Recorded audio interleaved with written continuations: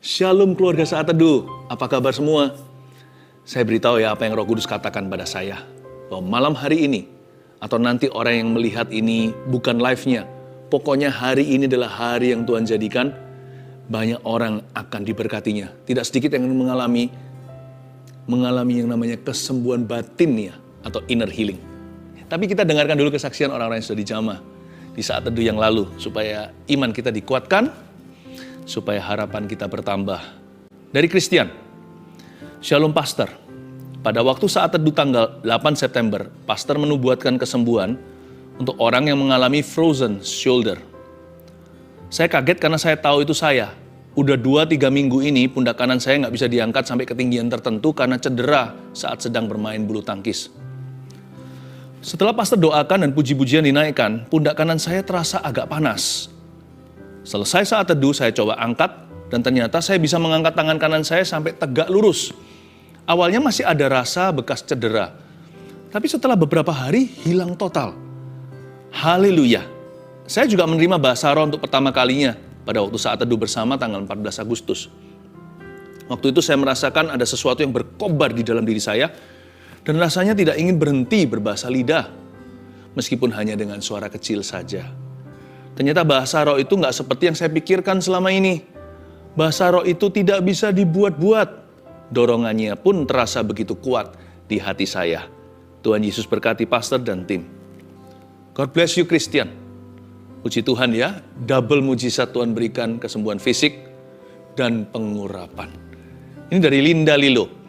Saya mau bersaksi atas kebaikan Tuhan bagi saya. Tuhan Yesus sungguh dahsyat. Pada tanggal 28 Juli saya mengikuti Saat Teduh bersama dan Pastor Philip berkata ada seorang perempuan yang mengalami gangguan hormon dan tidak bisa mempunyai anak. Tuhan akan menyembuhkan keduanya. Dan tidak lama lagi tes kehamilannya pun akan positif. Seketika itu juga saya menangis dan saya imani bahwa hal itu adalah untuk saya.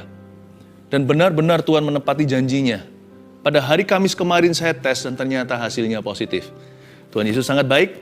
Doa saya selama 3 tahun pernikahan tidaklah sia-sia. Yesus luar biasa. Terima kasih Tuhan Yesus, terima kasih buat pastor dan tim yang selalu hadir memberkati kami lewat acara Saat Teduh bersama ini.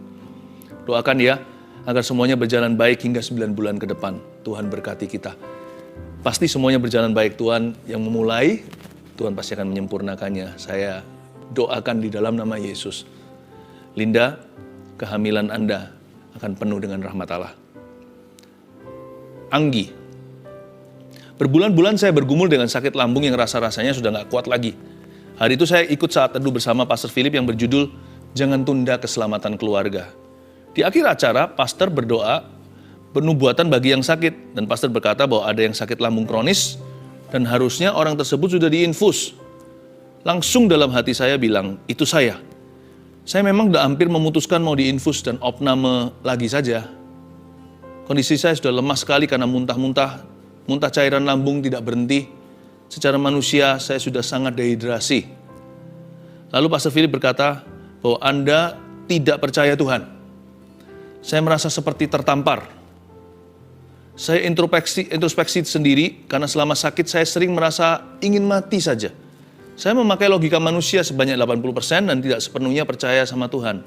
Ketika pastor berkata bahwa Tuhan sudah sembuhkan lambung saya, puji Tuhan, saya benar-benar sembuh. Bukan hanya lambung, tapi saya tahu sembuh juga hidupmu ketika Tuhan melawatmu. Mari kita bersuka cita dalam Tuhan. Tuhan ada di sini. Segera kita akan mengalami kasih karunia-Nya. Haleluya.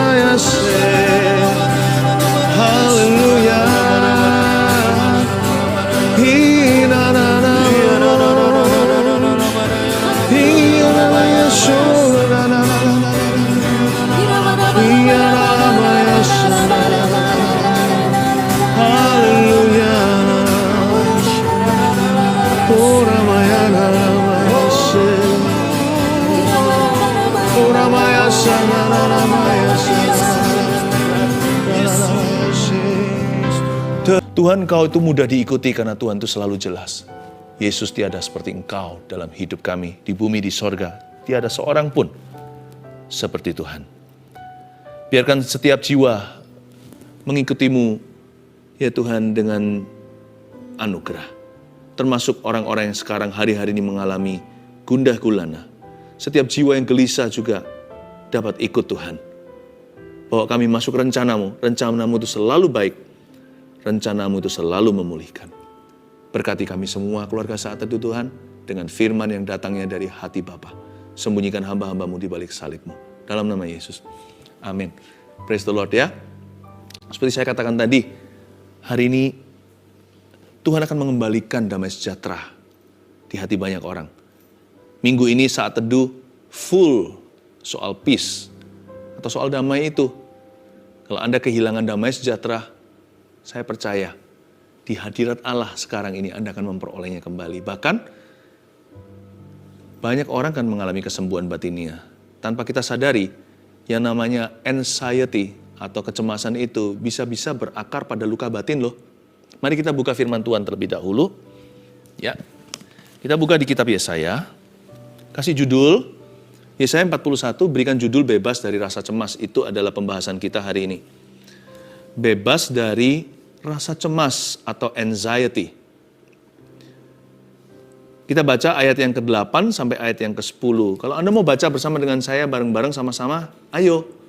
Baca firman itu sangat-sangat indah kalau kita baca Alkitab keras-keras itu yang dapat benefit jiwa kita.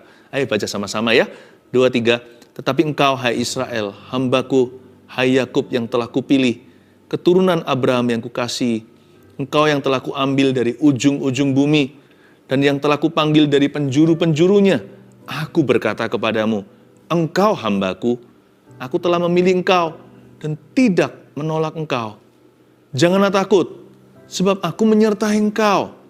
Janganlah bimbang, sebab aku ini Allahmu. Aku akan meneguhkan, bahkan akan menolong engkau.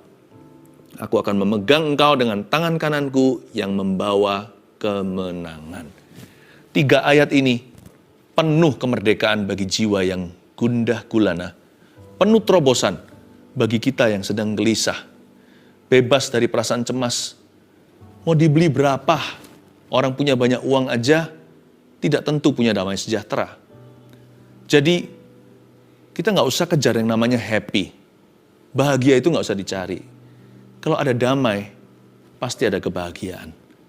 Kalau kita bisa bebas dari anxiety atau rasa cemas di hati, yang terdiri dari 1001 perasaan takut, khawatir, tertuduh. Kalau kita bisa bebas dari itu, kebahagiaan nggak jauh. Orang itu beli pakai segala sesuatu untuk membeli happiness. Mereka tidak menemukannya. Sedangkan di dalam firman sudah disediakan dan Yesus sudah membelinya secara lunas di Kalvari. Mari kita menembus awan kelabu. Awan stres kita itu ditembus. Pandang kemuliaan-Mu, pandang kemuliaan Tuhan, pandang kepada Tuhan. Ayat 8, tetapi engkau hai Israel hambaku. Ini firman Tuhan kepada Israel yang lagi mengalami depresi berat. Hai Yakub yang telah kupilih, keturunan Abraham yang kukasihi. Ayat 8 ini indah sekali ya. Tuhan itu sedang mengayomi umatnya yang sedang sedih. Mereka itu bangsa yang lagi susah hati. Seperti ibu pertiwi yang sedang menangis sendiri. Nah, bangsa Israel sedang mengalami banyak sekali masalah di dalam sejarah mereka. Tak terkecuali di zaman Yesaya, dan Yesaya sebagai nabi meneruskan firman kehidupan. You know that Jesus has the word of life. Yesus itu punya firman kehidupan atau firman yang menghidupkan. Kalau dia berfirman, segala sesuatu akan berubah. Percayalah. Yang namanya badai taufan pun bisa tenang kembali. Danau itu bisa kalem lagi. Bagi Yesus tidak ada yang mustahil. Tetapi engkau hai Israel hambaku, demikian firman Tuhan. Kepada Israel dan kepada kita juga. Hai Yakub yang telah kupilih, keturunan Abraham yang kukasihi. Coba garis bawahi, hai Yakub yang telah kupilih. Yakub ini hidupnya nggak gampang ya. Diusir dari rumah, ya memang sih ada salahnya. Karena dia mengambil hak kesulungan kokonya. Sekalipun legal sih ya legal saja. Kan sudah terjadi transaksi untuk semangkuk kacang merah. Tapi Yakub pergi sebatang kara. Lalu habis itu dia mengalami banyak bullying di negeri orang, di tempat Laban pamannya. Ditipu berkali-kali ini itu. Ketakutan gak hanya sekali, dia akan ketemu dengan kokonya nanti. Wah, itu ngeri. Lalu dia gelut sama Tuhan di pulau sendiri. Anda tahu kan ceritanya Yakub? Dari antara semua patriarchs atau tua-tua Israel, Abraham, Ishak, Yakub, Yusuf termasuklah. Yakub ini yang paling gejolak. Hidupnya itu paling gak tenang. Yusuf juga sih, semua masing-masing ada. Tapi Yakub ini yang paling yang paling tidak mudah untuk diatur. Makanya itu di Yesaya berkali-kali Tuhan bernubuat lewat mulut Nabi, hai kamu, si ulat Israel, si cacing Yakub, dari antara semua bapak-bapak Israel ini, Yakub kayaknya yang paling gak layak, paling banyak dosanya, paling banyak kekurangannya, paling menyolok kelemahannya. Ishak kan baik-baik saja kan gak dia membuat gejolak apa. Abraham kan fine-fine saja kecuali Hagar.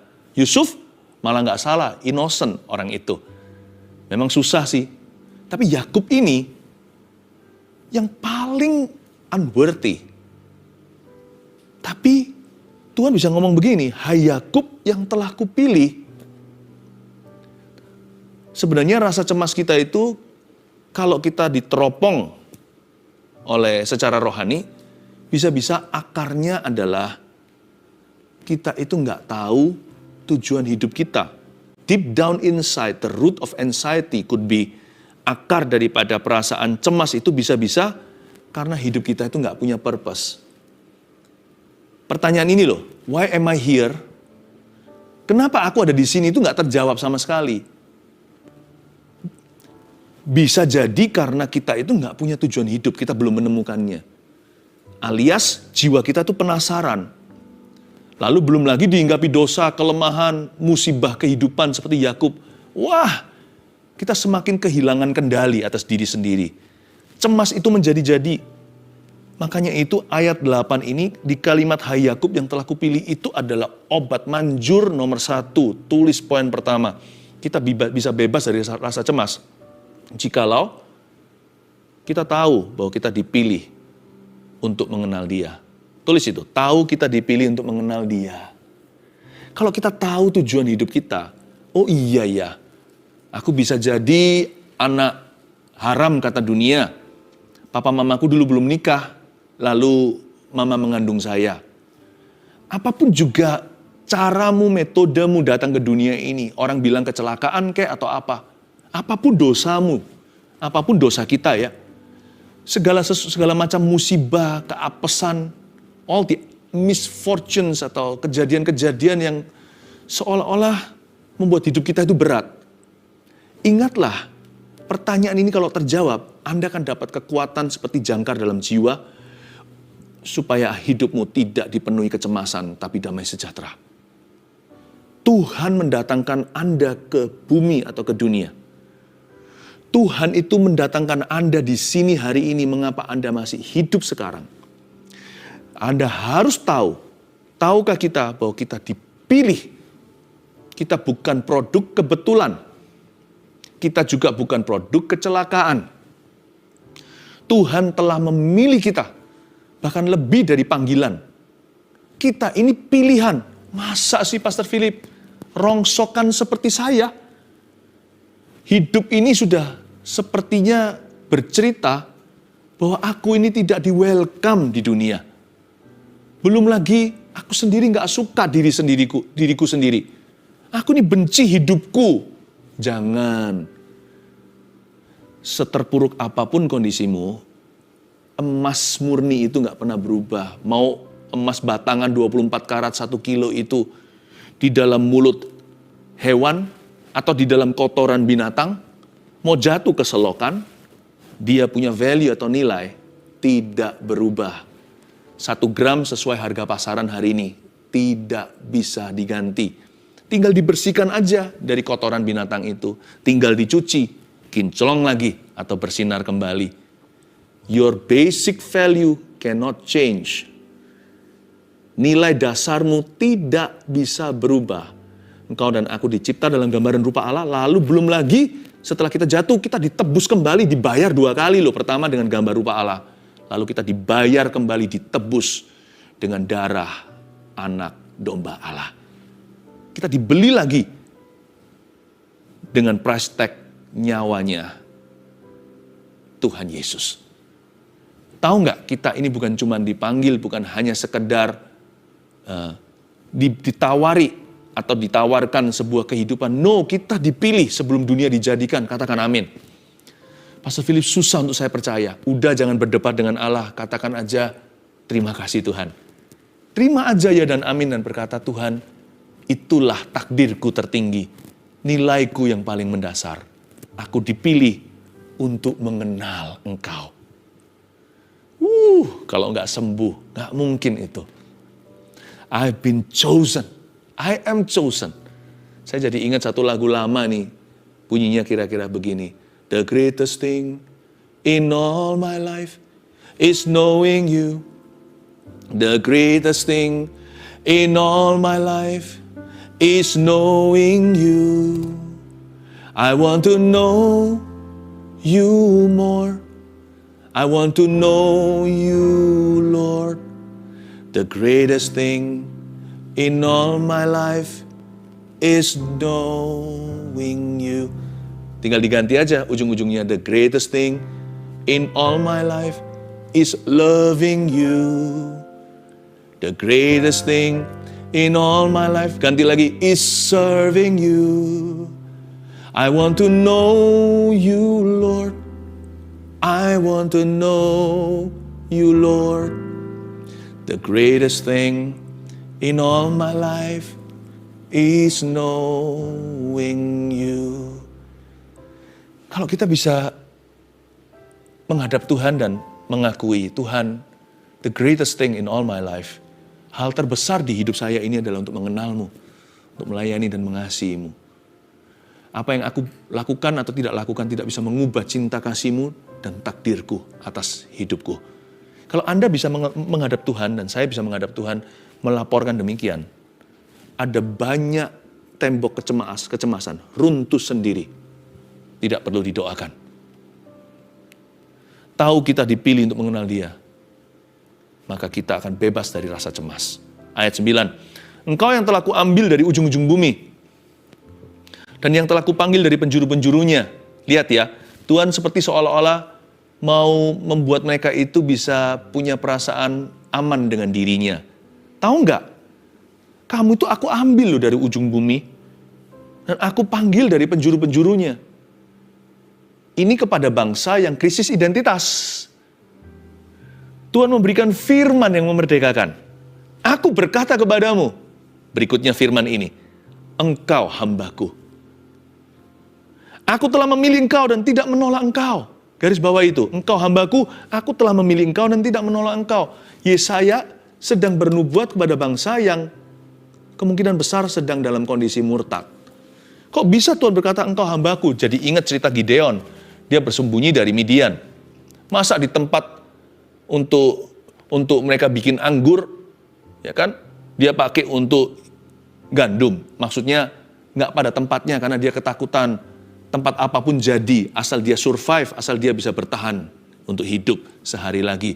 Orang ini nggak punya visi. Gideon itu lari dan seluruh bangsa Israel dalam jajahan. Mereka semua ketakutan. Apaan pahlawan? Tiba-tiba malaikat muncul kan? Lalu apa kalimat pertamanya? Malaikat dalam dengan M huruf besar itu Tuhan Yesus di perjanjian lama. Penampakan anak Allah in the Old Testament. Lalu apa sapaannya? Lihat, Tuhan loh menyapa manusia. Masa Tuhan perlu memuji kita? Tapi Tuhan memberi dia komplimen. Bukan karena Tuhan itu melihat dia gagah. Tapi Tuhan melihat potensinya. Tuhan bilang apa? Hai kamu, pahlawan gagah perkasa. Gideon tertampar, tertemplak dan berkata, masa? Selain gak percaya, dia juga merasa dia tidak layak untuk titel demikian. Dia berkata, kalau aku memang Tuhan, pahlawan, masa aku bersembunyi di belakang begini? Masa aku tuh merasa seperti selalu tidak pada tempatnya hanya karena lari dari musuh? Tuhan yang benar aja. Karena Gideon masih tinggal dalam sekarang. Dia masih ingat dosanya. Tapi Tuhan melihat potensinya. Tuhan sudah ada di masa depannya. Mungkin Anda sekarang berlumuran dosa. Mungkin sekarang sedang mau bunuh diri. Mungkin pikirannya negatif melulu, najis lagi. Kayaknya aku nggak bisa respect sama diri sendiri. Makanya pahit kan? Makanya kepahitan. Makanya kita sama orang lain juga sinis, nggak bisa mengasihi. Bagaimana kita bisa mengasihi sesama kita? Karena firman Tuhan berkata, kasihilah sesamamu seperti dirimu. Diri sendiri dibenci, makanya benci kanan kiri. Tapi ingat ya, Anda tidak harus dalam kondisi ini. Tuhan sudah melihat potensimu, Tuhan ada di depanmu, Tuhan sudah ada di masa depan Anda. Tinggal Anda percaya aja firman ini, Anda pasti akan sembuh. Kamu akan tahu kebenaran, dan kebenaran itu akan memerdekakan. Kita akan bebas dari rasa cemas jika, nomor 2, jika kita sadar kalau Tuhan mengasihi dan tidak menolak kita. Masa Pastor Philip, karena semua dosaku yang aku lakukan ini, apalagi yang akhir-akhir ini aku bejat sekali, masa Tuhan tidak menolak aku? Coba dibaca sekali lagi, lidah bibir saya ini biar menjadi kepanjangan firman Tuhan. Kalau Anda tanya, benarkah Pastor Philip saya tidak ditolak sama Tuhan? Baca bibir saya. Semoga Anda ketemu Tuhan. Tuhan tidak menolakmu. Saya ulang lagi. Tuhan tidak menolak Anda. Karena Tuhan bilang gini sama bangsa Israel, seperti kepada Gideon, engkau pahlawan gagah perkasa. Tuhan berkata, engkau hambaku. Kepada orang murtad nih, aku sudah memilih engkau. Poin 1 tadi kan, kita dipilih untuk mengenal dia. Aku telah memilih engkau dan tidak menolak engkau. Tidak menolak engkau. Saya harap Anda bukan hanya baca Alkitab. Saya harap Anda dengarkan suara Allah di balik pesan Yesaya. Saya harapkan Anda mendengar suara Roh Kudus sekarang. I have not rejected you. Jadi Tuhan menerima kita apa adanya? Iya, Tuhan terima kita apa adanya. Berarti Tuhan juga bisa toleransi dong dengan dosa saya. Berarti Tuhan juga mengerti dong, kondisi saya begini ya sudah. Apa boleh buat? Enggak. Saya kasih ilustrasi sederhana ya. Maksudnya Tuhan itu mengasihi kita dan tidak menolak kita itu begini. Tuhan menerima kita apa adanya. Nggak usah dibumbuin. Nggak usah diwarnain. Hitam putih aja Tuhan terima. Tetapi bukan berarti Tuhan tidak akan mengubah kita. Andai kata anak saya nggak lulus sekolah. Ya entah dia karena mungkin IQ-nya nggak cukup. Atau karena dia sia-siakan. Hidupnya tidak belajar alias ugal-ugalan.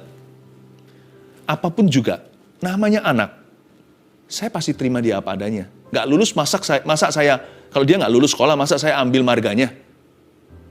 By the way, ini ilustrasi saja. Anak-anak saya baik secara akademis. Ya, dan mereka semuanya rajin, patuh pada orang tua. Tapi saya kasih contoh. Kalau itu anakku, masa saya ambil mantofanya? Enggak kan? Saya tetap terima dia apa adanya. Tapi setelah itu, setelah saya cintai kasih dia, saya memberi dia kepastian. Ya mungkin saya marahi, saya tidak akan simpan rotan, saya akan tegur, disiplin anak sendiri. Anak mana? Jikalau anak sah tidak disesah oleh ayahnya. Kalau enggak itu namanya anak tetangga, saya nggak bisa apa-apa. Kalau gitu namanya anak gampangan. Saya pasti akan disiplin dia, tapi saya tidak akan berhenti mencintai dia. Saya akan mengasihi dia apa adanya, nggak lulus ya sudah, papa tetap mencintaimu, tapi let's devise a plan. Mari kita duduk sama-sama, kita buka rencana. Kamu perlu les apa kalau kamu nggak mampu? Atau kalau karena nakal, kurang bisa ngatur waktu, akan ada hal-hal yang saya ambil dari dia, mungkin gamenya dan sebagainya. Pokoknya, saya terima anak saya apa adanya, sekalipun kalau dia nggak lulus sekolah. Tapi saya akan menolong dia untuk lulus semester ke depan. Tuhan akan biarkan Anda berlumuran dalam dosa itu. Tuhan terima Anda dengan semua lumur dosanya. Lumpurnya semua kasih sama Tuhan. Semua kotoran. Tapi setelah itu, Tuhan pasti akan mengubah kita. Mustahil lah kalau orang kenal Tuhan tidak berubah. Sekali lagi, Tuhan tidak menolak Anda. Tapi Tuhan akan membentuk Anda. Amin. Nah masalahnya banyak orang begini loh. Aku tunggu aku sempurna dulu baru datang sama Tuhan Yesus. Jangan. Pak Pendeta jangan. Saya masih berdosa. Saya nggak layak. Loh ayo layani Tuhan.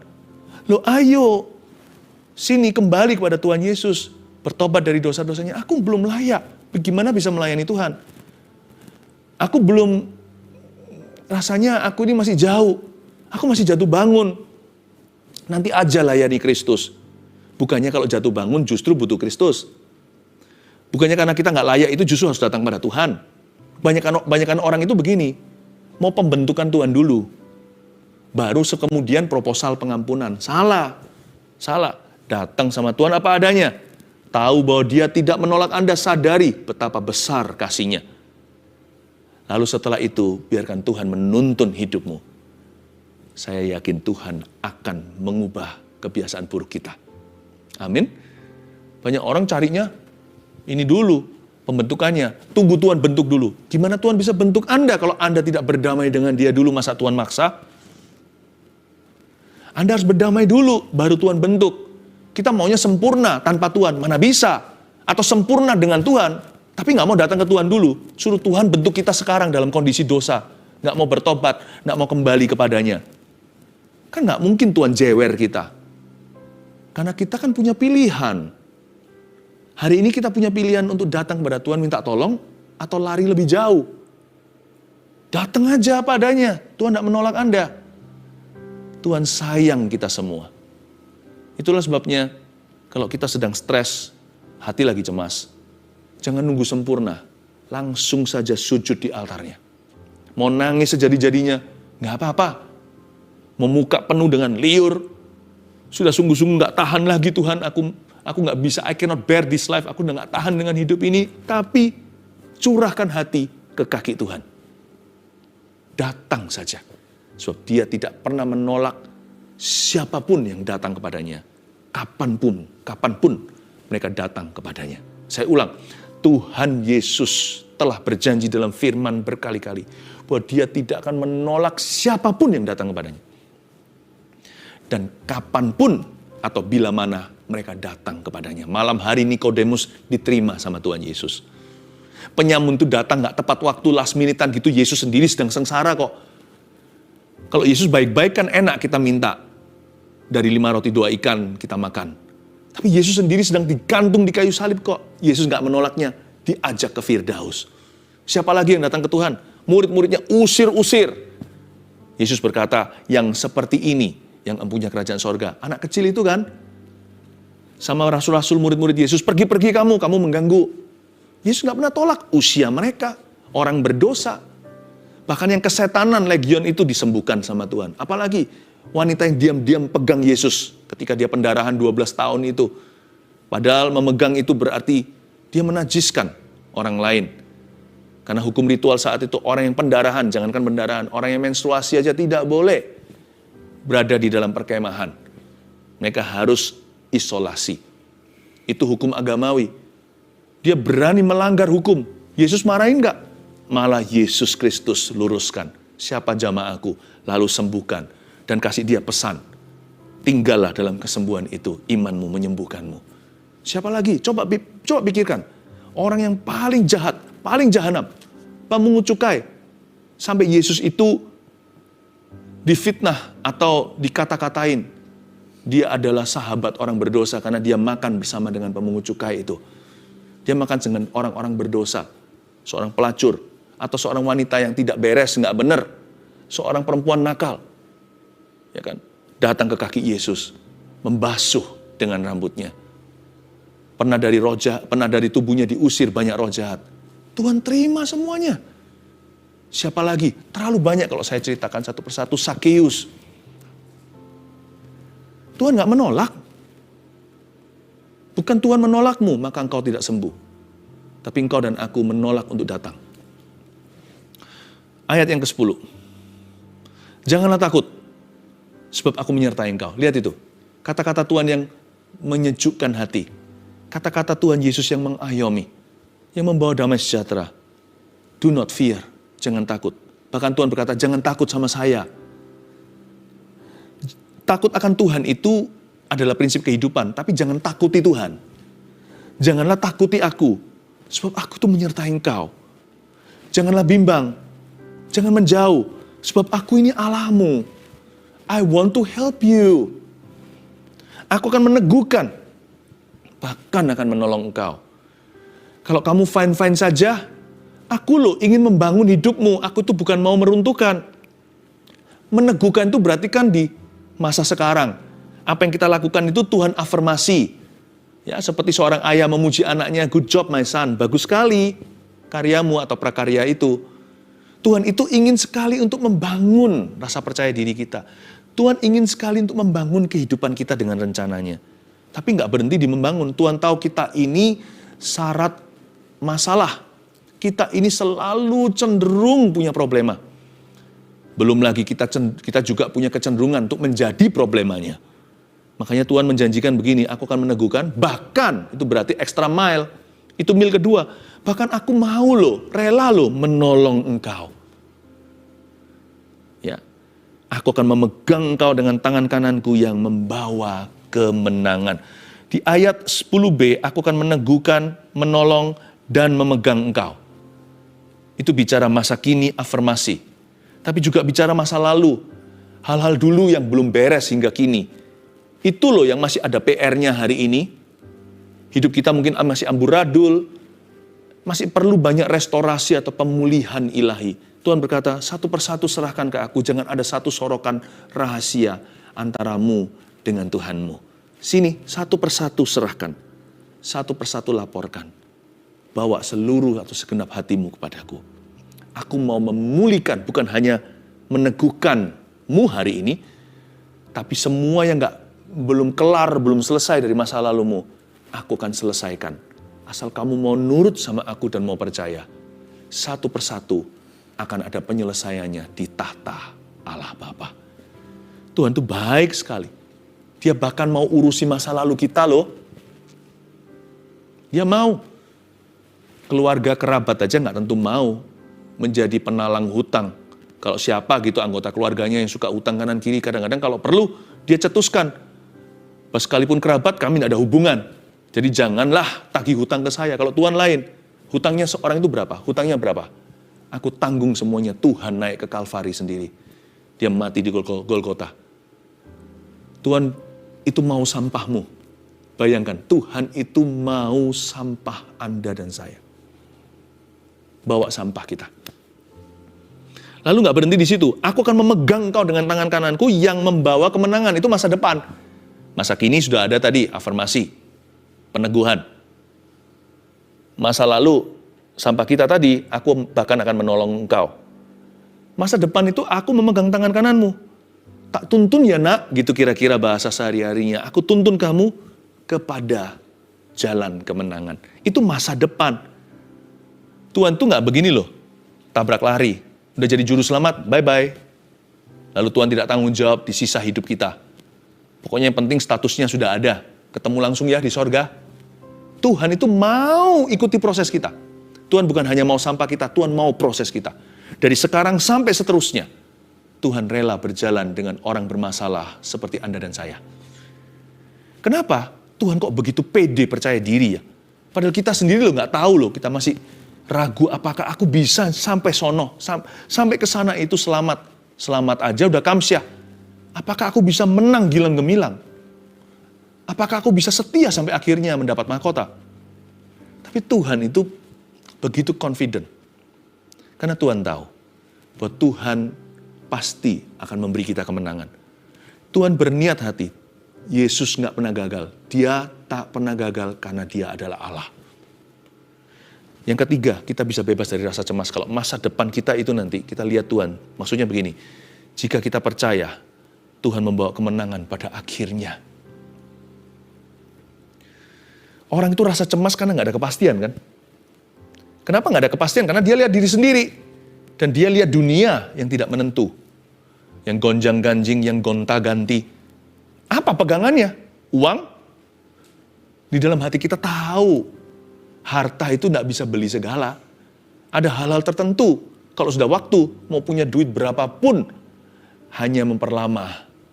Hanya bisa beli oksigennya aja, jikalau kita koma. Ada hal-hal tertentu kita semua tahu. Rasa aman kita itu pada koneksi kah? Gimana jikalau orang itu mati? Di dalam hati kita itu kenapa manusia cenderung cemas? Karena sebenarnya setiap manusia itu menyadari, di hidup ini nggak ada pegangan yang pasti. Kecuali Tuhan. Kalau kita percaya Tuhan akan membawa kemenangan pada akhirnya dalam hidup kita, minimal kalau bukan di sini ya di akhirat. Kalau kita tuntut keadilan di sini, nggak dapat. Nggak ada justice itu di hidup ini. Tapi kalau kita tahu pada ujungnya, kalkulasi Allah tidak akan pernah meleset, pada akhirnya itu kemenangan milik orang benar, sekalipun aku sengsara, Namun demikian, kesengsaraanku yang sementara ini tidak sebanding dengan kemuliaan yang Tuhan telah sediakan. Kalau mata kita tertuju sampai kepada kekekalan, kalau mata kita tertuju pada Tuhan, kita nggak akan penasaran kok. Cemas kita itu nggak seberapa, karena kita tahu ujungnya kita dapat mahkota. Itu yang di akhirat. Bahkan di hidup ini pun Tuhan berjanji memberi kita kemenangan. Hanya kita nggak bisa menuntut. Harus selalu sesuai ekspektasi kita. Tapi kalau kita tahu bahwa Tuhan itu berniat memberi kemenangan pada kita nggak usah cemas-cemas yang gimana. Kalau kita percaya Tuhan pasti memberi kita kemenangan pada akhirnya. Nggak perlu bunuh diri. Buat apa? Nggak perlu kita itu melukai diri sendiri, mengakhiri hidup ini. Kalau kita tahu, di ronde ini mungkin aku kalah. Atau di ronde-ronde ini karena salahku, aku dibentuk oleh Allah. Tapi kan masih ada 1, 2, 3 ronde ke depan. Musim kemarau mungkin, kan masih ada musim hujan. Buat apa saya akhiri di sini? Dan kalau semua musim itu pun kemarau misalkan, nggak mungkin sih. Tuhan selalu mencampurkan antara ujian iman dan Tuhan selalu memberikan penghiburan. Tapi andai kata semua kemarau, misalkan, nggak mungkin ya sekali lagi, tapi andaikan semua kemarau. Ujung di sebelah sana itu adalah sorganya yang bakah, yang mulia, mahkota menanti kita yang setia. Percaya Tuhan membawa kemenangan pada akhirnya. Bebas dari rasa cemas, ada 3 poin sederhana. Tahu kita dipilih untuk mengenal Dia. 2, sadar kalau Tuhan mengasihi dan tidak menolak kita. 3, percaya Tuhan membawa kemenangan pada akhirnya. Udah, jangan cemas lagi. Tuhan sayang kita, dalam Kristus ada kepastian kekal. Haleluya. Saya merasakan Roh Kudus menyuruh beberapa orang untuk melepaskan pengampunan kepada orang tuanya yang secara nggak sengaja waktu kecil menolak gendernya. Ada di antara Anda yang masih punya roh penolakan. Sehingga Anda susah sekali menjadi orang yang merasa damai di hidup ini. Anda juga tidak bisa menerima diri sendiri. Satu orang yang Anda paling susah ampuni yaitu dirimu sendiri. Perfeksionisnya, nggak kebilang. Dikit-dikit merasa gelisah, dikit-dikit merasa kurang. Pokoknya selalu aja menyadari kesalahannya, kekurangannya. Ada baiknya mau sendiri. Tapi menurut saya ini sudah batas keterlaluan. Ini sudah nggak lumrah lagi karena ini sudah roh penolakan. Lepaskan pengampunan. Roh Kudus suruh beberapa orang itu untuk melepaskan pengampunan. Anda dulu diharapkan sebagai bayi yang lawan jenis. Karena mungkin keluarga sudah cowok-cowok gitu atau cewek-cewek gitu. Beberapa juga di sini saya melihat ada seorang perempuan yang tomboy banget. Dan Anda juga kadang-kadang merasa dirimu laki-laki atau apa. Roh penolakan itu kuat sekali dan Anda tidak pernah akur dengan orang tua. Ampuni di dalam nama Yesus. Jesus loves you. Aku patahkan roh penolakan dan roh kepahitan di dalam nama Tuhan Yesus Kristus. Tinggalkan orang itu. Aku perintahkan roh penolakan dan roh kepahitan to go away. Pergi dalam nama Yesus. Jemaat, saya bisa kalem ngomongnya, tapi mungkin di sebelah sana sekarang teriak-teriak. Ada kuasa, ini konfrontasi kuasa. Ada seseorang yang mengalami kelapasan. Saya dengarkan suara tangisan seorang yang nangis, tapi nangisnya jerit-jerit. Jesus loves you. Kalau Anda ada di dekat orang itu, Anda anggota keluarganya, just calm that person down. Itu spiritnya yang sakit, jiwanya yang selama ini tertekan. Jesus loves you. Terima kasih Tuhan. Saya melihat obat pink dan putih, pil-pil, bukan pil apa itu, bukan kapsul tapi pil ya. Banyak sekali di tangan seseorang, makanya begini loh, pink yang merah muda dan putih-putih beberapa gitu. Makanya begini, satu obat mas, satu obat penenang. Anda tidak akan pakai itu lagi. Mulai hari ini, you'll be free. Go, anak Tuhan, pergi dan jangan berpikiran demikian lagi. Tuhan Yesus sudah membebaskan, go and sin no more. Dalam nama Yesus aku patahkan. Itu bukan solusi. Saya percaya Tuhan sedang melakukan pelayanan kelepasan atas beberapa orang. Thank you Jesus. Terima kasih Tuhan untuk kasih setia dan kasih karunia-Mu. Bapa, terpujilah namamu. Ulurkan tangan, kita akan berdoa untuk setiap permohonan doa yang sudah masuk di live chat ini. Bapa di dalam sorga, di dalam nama Yesus Tuhan, kebutuhannya beraneka ragam, karena Engkau yang tahu Tuhan Yesus kebutuhan setiap umat-Mu. Dari yang untuk bayar cicilan rumah, sampai yang untuk bayar tagihan, sampai yang terlilit hutang, hingga pernikahannya. Ya Tuhan yang tidak baik, ya Tuhan kekerasan dalam rumah tangga, suaminya pergi, nggak kembali, selingkuh, anaknya sakit. Oh Tuhan, sembuhkan dan dengar doa umat-Mu. Kirimkan jawaban doa-Mu dalam kasih karunia, kebajikan, kemurahan, dan anugerah. Dalam nama Yesus. Yesus, Engkau memberi kemenangan. Engkau berkata Engkau membawa kami kemenangan dengan tangan kanan-Mu. Engkau memegang kami dengan tangan kanan itu dan membawa kemenangan. Bawa umat-Mu dalam segala kemenangan. Ribuan, puluhan ribu, ratusan ribu orang, bahkan lebih dari itu. Keluarga Saat Teduh ini, Tuhan satu persatu, tailor-made satu persatu secara spesifik, Kau garis dan jalurkan kemenangan mereka secara unik, orang per orang, individu lepas individu. Roh Kudus kuundang untuk Kau hadir, betul-betul berada di center tengah kehidupan setiap jemaat Saat Teduh yang Kau kasih ini. Dalam nama Yesus, haleluya. Yesus memberiku. Mari kita semua angkat tangan, terimalah berkat dan kemenangan dari Allah Bapa, Putra, Roh Kudus. Jangan cemas lagi, damai sejahtera di hati. Tuhan membebaskan setiap kita dari rasa takut kita. Terima kasih Yesus, dalam namamu kami berdoa. Haleluya, amin.